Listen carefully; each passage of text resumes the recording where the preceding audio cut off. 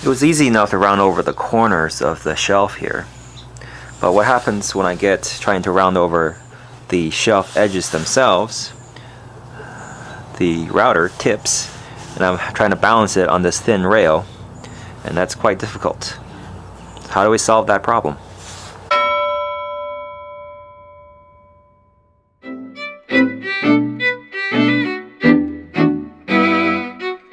And when one side of it is rounded over, trying to ride that rail becomes even more wobbly.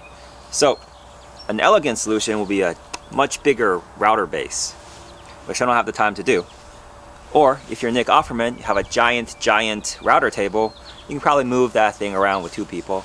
But the shelf is 7.5 feet by a little over 4 feet with 17 shelves and 9 inches deep, so it's pretty heavy. My solution is a little bit simpler and quicker, and also cheaper.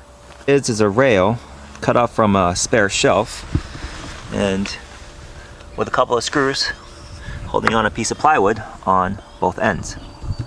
So all I need to do is clamp this bad boy between the things, make sure it's nice and level, just by eye, nice and flush, and now I have an extra rail to ride the router against.